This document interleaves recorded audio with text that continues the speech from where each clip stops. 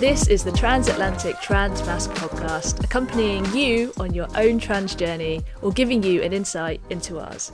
I'm your host, Frit and I. And I'm your other host, Ryan Reese. We hope you'll come along for all the stories, shares, challenges, changes, questions, affirmations, and euphoria as it relates to each of our transitions happening in real time from across both sides of the pond.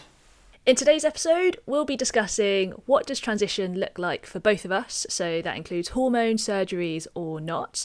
But before we begin, I want to welcome and say thank you to all of you out there listening and tuning in from around the world. We really hope this podcast can help and support you in some way. Yes, I like this. Let's do it. Brett, you first. Oh, okay. So this month has been quite an exciting time in the sense that I had to take my prescription to the pharmacy, pay for it, pick it up, and then I had to buy syringes separately. So I kind of felt like I had all these floating pieces that all had to be pieced together, and I found that really overwhelming. So I procrastinated a little bit, but I finally got the testosterone in my house. I had to get a friend to pick it up for me because I was away on holiday. That's funny. Hey, we all need a little help every now and then. I was so grateful, honestly. And bless her, she's called Sarah Ryan, and she went out, picked it up for me. And when she dropped it off, I was like, how much do I owe you? And she said nothing. She'd like to gift it to me as like a present. I was like, that's so sweet. That is super sweet. Oh my God. That's an amazing, first experience of your journey with hormones is a present from your friend. That's really cool. Yeah. I filmed it when she came to the door.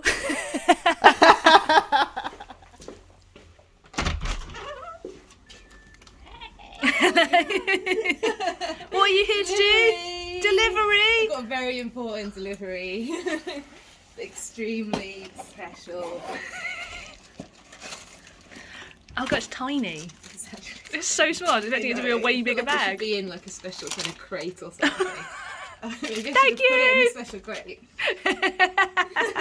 Oh, bless her. She was so good for the camera. So yeah, I was stoked. So for your first, I'm just really curious though, for your first application, do you do it by yourself or are you going to take that now to the doctor? I've had such a bit of a nightmare experience with it. But yeah, in a nutshell, basically, I called my local GP and I asked to get a nurse appointment where the nurse would do my first injection. That was my plan. Get the nurse to do the first injection, go back to them for my second where I would self inject and have them just watch over me so that I knew that I was doing everything correctly. And then from there, I'd probably feel confident enough to do the next ones forever. But when I called the GP, they told me that, well, at first the woman on reception said that she wasn't sure if the nurses were trained to do the injection. And I was like, oh, really? I thought it was quite a basic injection. And then she left and she called me back and she said, no, the nurses say that they can't do it because they're not trained to do it. I was like, okay, so what do I do? And they were like, we don't know. We just don't have anything to recommend you. So that's where the phone call ended. They just left me in this. I know. And I find that so maddening that they were really just weird. That them as medical professionals would just leave me with no solution. So I ended up reaching out to a local queer outdoors group and said, does anyone here know how... does anyone here, know any nurses, have any connections with medical professionals who would mind overseeing doing my first injection? And a few people got back, and then one of them in that group, who used to be a nurse, is going to come over and help me with my first injection, which is great in terms of the fact that I managed to find an alternative solution, but not great in terms of the fact that if I wasn't part of this community of people, I wouldn't have any other solution. I just have to do it myself. But I don't know how I feel about that, just doing it myself with no guidance. This is so shocking to me because I feel like the UK is so regimented about the way medicine works sometimes that they would just be here's your prescription and we don't know how you're going to administer it. Yeah, and I mean, really speaking to speaking to other people who take testosterone, they've confirmed that it is a pretty sort of simple injection, and yes, some training might need to be involved in terms of, I don't know, just some paperwork to tick off to say, yes, these nurses are qualified and trained to do the testosterone shot. But I feel as if like the answer should have probably been, we'll look into it. Oh yeah, it's a simple injection. Can you wait a few weeks whilst we just sort this out with our nurses, come back? In which case I probably would have said yes. I would have been a bit gutted about the wait, but to just leave me with no solution, I just found pretty shit, actually. So, yeah. Yeah, that is, like I said, like that's just very bizarre, because it's like, it's just an injection. Like the fact that they're like, our nurses can't do that, or they're not trained to. Well, it also just shows the huge gap in like trans care as well, that they're just like, we don't know, the end. You know, it's like, it's almost like they weren't prioritizing you at all. Yeah, exactly. Either, and you my know? thoughts just kind of go to other people in the early stages of their transition, where if they didn't have connections, other connections, then that's like a huge milestone that they've just blocked for that person. And they didn't even say, you know, go to the hospital maybe and try and find someone there who could administer it. They just gave me nothing. They apologized and said, we just don't know what to tell you. I was like, okay, goodbye. That is so weird. That is so weird. And it's like quite hurtful too. Like you're supposed to be caretaking, and okay, if you don't have the answer, that's fine. Like you're saying, right? Like, can you call me back or reach out to someone? Like this is literally your industry. I'm coming to you for help. And to just be like, we don't know. Bye. Exactly. That's how it felt. So, but anyway, I've sorted out a new way in which I can get my first testosterone shot, and that will hopefully happen next week. Fingers crossed. So okay, fingers crossed. Yes. So next week is going to be your first T shot. Wow. Yeah. So I'm like so stoked. I can't wait to finally be on it. And part of me's like, am I going to feel any different? I don't think I will, but like, yeah. I think you will feel different, because so many people that I've talked to, especially with injection, like they say that within the first couple days they have a different, I mean, you literally just injected yourself with some hormone that's a pretty powerful hormone too. That's what I've had doctors tell me as well. Like with deciding to go on testosterone, it's different than any trans femme people that are taking like estradiol and feminizing hormones, that those can, it's like very slow. But with the testosterone, it can be, I mean, you know, we see changes quickly. So for them, they're like, it is a little bit more of a commitment. Obviously, if you're doing low dose, that's a way to kind of taper in. But if you're going straight to like just a normal dose on injection, like you can feel things pretty quickly, like within the first few days. I don't actually know like the gradations of dosages. I forgot to ask my endocrinologist, so I don't actually know what dosage I'm on. Well, I know what dosage I'm on, but I don't know where that is on the scale. Oh, right. Yeah. There's some good resources online. I found an Instagram post actually that had some good information, and I like checked it to make sure that it was legitimate, but it's like a nice little graphic. I should send it to you. Yeah, do. But that one was helpful to kind of see like what is a low dose, what is a high dose, what's an average dose. And I mean, there's so many different applications. There's also some websites too where it kind of like breaks down, because even with injectable, there's like a few, I believe, different guys. Also, like, I'm not a doctor or anything, I'm not an endocrinologist, this is just like knowledge that I have accumulated, so don't take just my word for it, go see your doctor. But I'm pretty sure there's like 2 different types of the hormone, so depending on like which type it is, I know there's like the long acting where it's like the once a month, and obviously that's gonna like go into your body differently than one that you're doing every week or every 2 weeks, etc. Well, we've got one where basically, so I'm on like a 3 weekly injection, as in like every 3 weeks. So the one that I'm on is called Sustanon. And then there's an injection that you can do every 3 months. And apparently that's like a super painful injection, because like the liquid is thicker. It's a longer injection because there's more liquid that they need to inject into you, and apparently it's not for everyone. And I was a bit like, you have not sold that to me, so I will take the 3 weekly one, please. No. Yeah, you're like, maybe not. Extra pain. Extra pain. Haven't done it, don't know as much about it. Yeah, no. Yeah, so I opted for like the 3 weekly one instead. but like let's sort of do your update in terms of where you are in your transition at the moment, Yeah. and then we can come back specifically into testosterone if you want. Okay, yeah, that sounds good. So yeah, it's hard to believe this, but tomorrow is my 6-month date from when I first started taking low dose tea. So I opted to kind of have like a slower taper in. I opted to start with a slower dose just because I wasn't sure how my body would feel, and because I have so much like fear surrounding my transition, even though deep down I know it's what's right for me. And I think that it's kind of like there's like this taboo. It's starting to get dismantled a little bit about talking about like the fear of what you're in your transition, because people always think like, oh, if you have fear and doubt, then you're not really trans. Like, why would you fear and doubt something if you really want it? But let me tell you guys, it's pretty freaking scary. I think even if it's something you want to do, it's still scary to take this plunge and make changes that are permanent. And obviously you need to be really assured of yourself.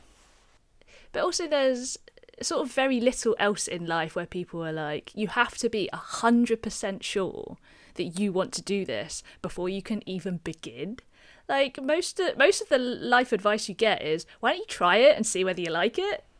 So I know. And like, I think this is part of like the gatekeeping and like the fear that people push onto you of, you know, you start to absorb this information that you know isn't true, but you start to like doubt yourself, like, oh, like maybe it is something else. Maybe it's not that I'm trans. It's like some other trauma that I have, or, you know, whatever it is that you like start to like doubt yourself. And I have like really deep insecurity around my gender with like my backstory and everything. And so I think that I have this like wall of fear. And you're right, like you can never be 100% sure of anything. And like I had to get to that point where I was like, if you're like 95% sure about this, and once again it like comes back to that gut feeling of like, when I think about my future and I think about it as a guy, I feel euphoric, I feel excited, I feel like it's a dream I thought could never come true, and it just still feels impossible. And then you kind of get into that imposter syndrome where you're like, it can't possibly be this. Like, how could I ever be read that way? Like, it'll never happen. And then you have to bring yourself back into like, no, there is this little miracle thing called testosterone to give you all your hopes and dreams and wishes, make them all come true. And so obviously I did take the plunge and start testosterone, but I just wanted to start slow and ensure that I didn't like scare myself away. Because I have heard of that, you know, some people they'll get like 6 months into it and they like the changes, but then they get scared. And so then they stop and then they might start again. And in my mind, I thought that maybe could be what would happen to me. And again, I think I'm also thinking about like my parents. Once again, I still like want to please them.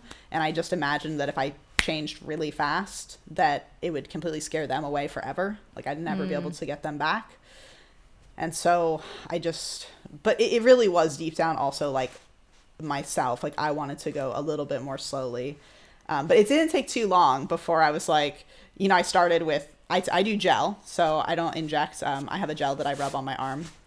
And at first I thought I'm just going to do. Is it just on your arm? Yeah, just on arm. Yeah, you just do it here. Mm-hmm. I think it was like all over the body. Gels.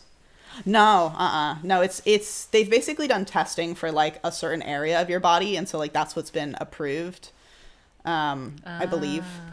And I think it depends on the gel. Like I think some are like you put on your stomach, but mine specifically is on my arm. You're supposed to just like do it here. So yeah, I do the gel, but I started with the low dose, and my endocrine had told me to do just 1 pump of gel a day. And all gels are not the same dosage either. So like, again, don't use this as medical advice. Always go see your doctor.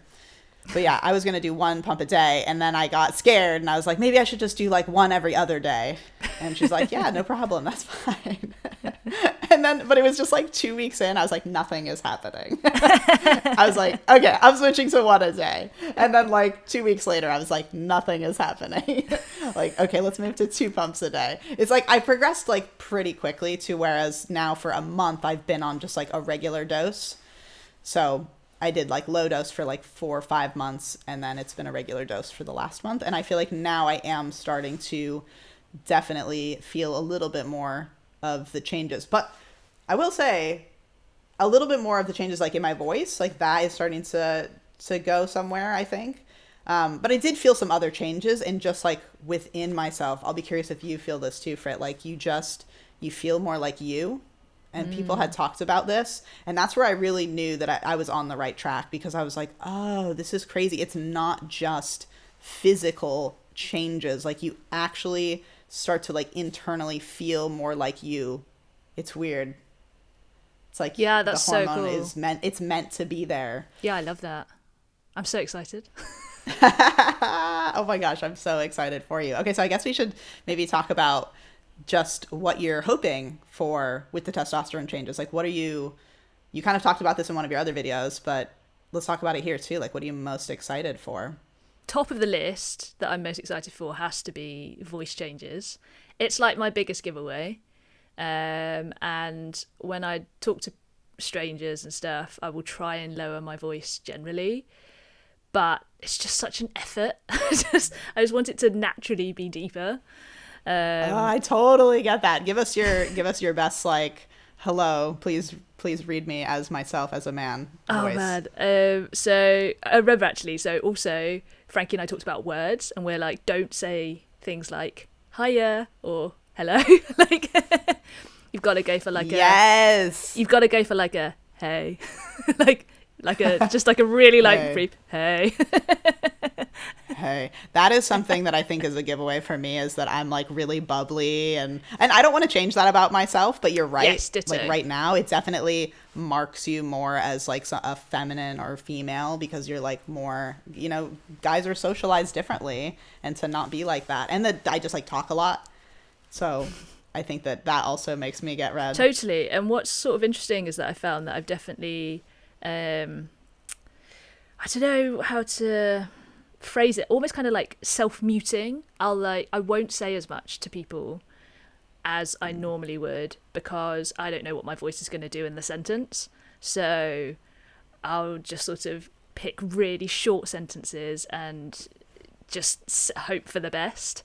So I'm really looking forward to just being able to speak as I normally do to everyone and anyone. You know, I kind of speak to strangers and my friends in exactly the same way. I think that's like one like sort of an ADHD thing where you just sort of overshare, and I have no problems with it now. I'm like, great, like, you know, I just have these things to say. I know, I thought it was just an American thing, but I think it's also my ADHD. So like both of those on top of each other, like we're gonna get to know each other real quick.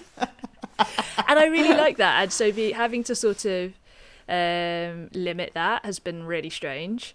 So I'm really looking forward to that. I'm really intrigued to see what my face shape will change to, because I find the whole face shape changing thing just so weird. Like, how does that happen? How? I mean, bone structure is not changing. That's just not physically possible. So no.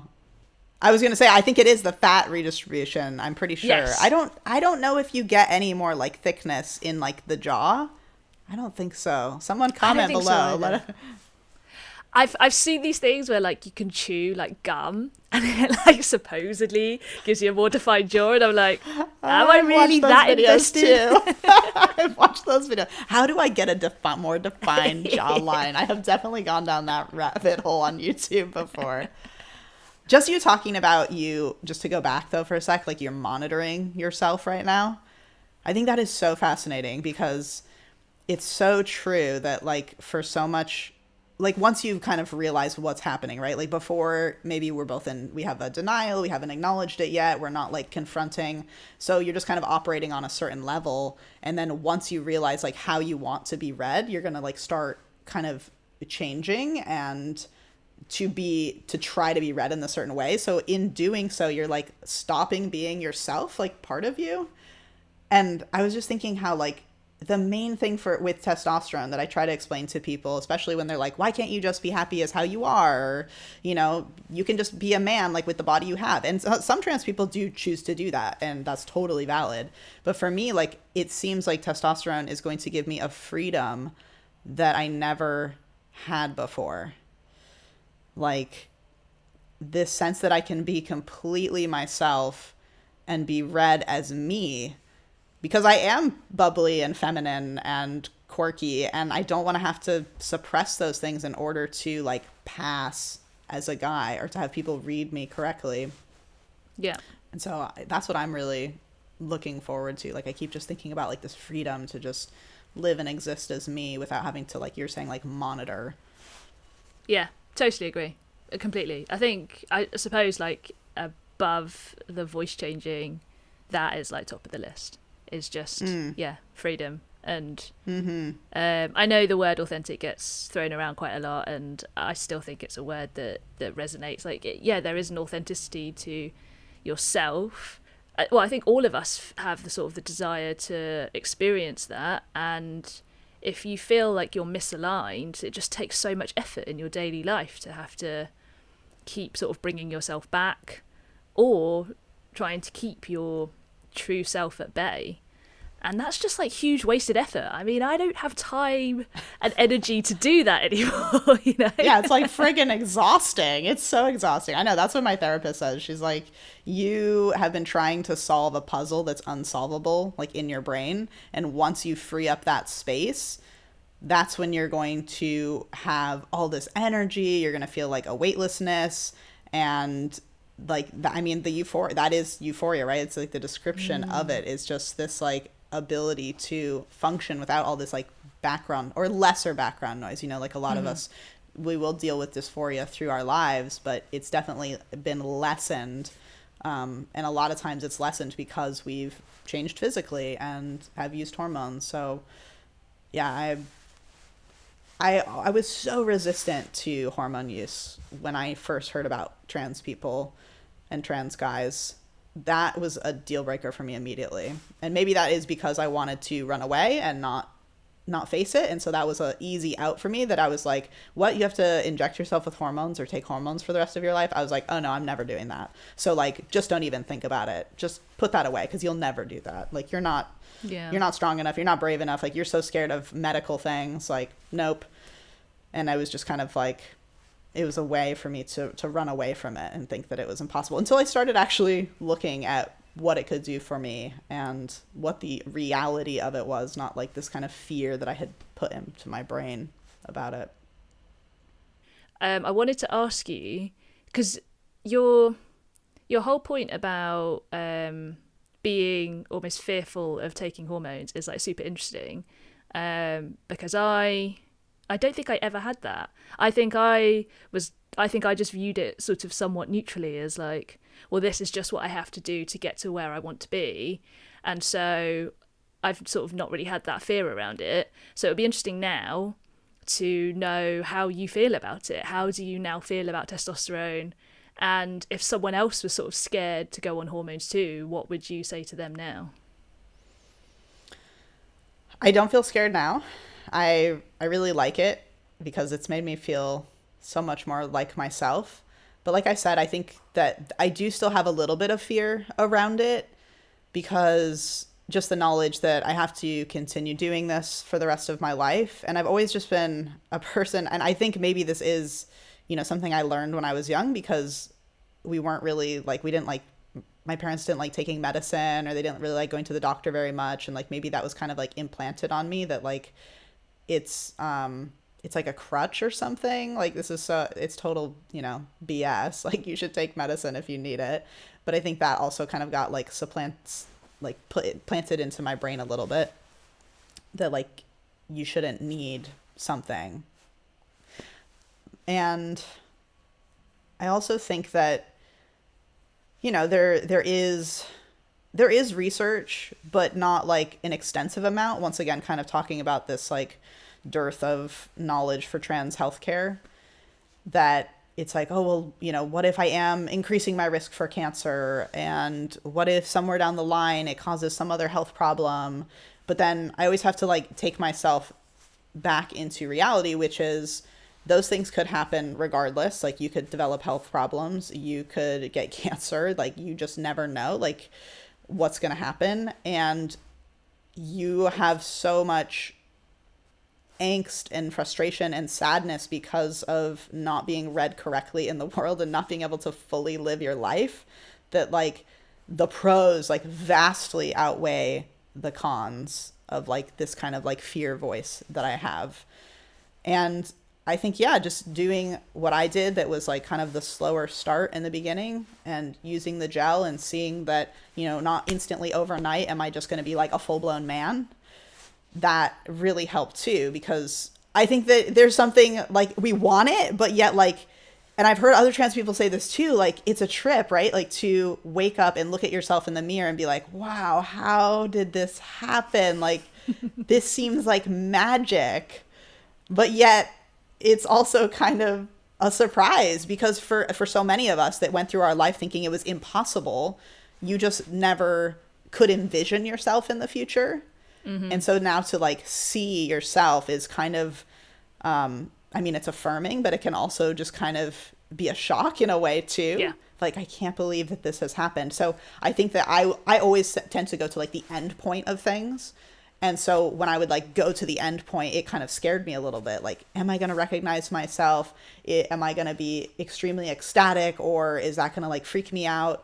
And then once I started the process and realized this is gradual, like you're just going through a puberty later in life, and it's not going to be this like overnight thing, because puberty is not overnight, right? It's like usually when you're 13 or whatever, you don't look how you look when you're 18 or 20.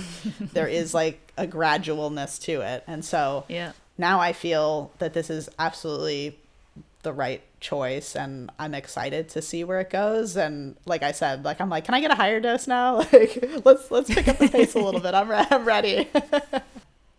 Well, I was just going to say, like, I am a little bit gutted that I didn't ask my endocrinologist what dosage I would be on in terms of, like, the scale of dosages, because prior to having the appointment, in my head I was like, I'm going to ask for maximum dosage, just hit me with maximum. And then in the appointment I completely forgot, because I was just so overwhelmed with having the appointment. I was like, oh my God, I'm actually talking to an endocrinologist. And also they are treating me in a way that they're not, you know, it's not as if they're questioning me. They're like, right, this is what we're going to do. And I'm like, okay, cool, this is what we're going to do. So I got so swept up in that I forgot to ask, oh, so the dosage you're giving me, where is that in line with, you know, the dosages that are available for me?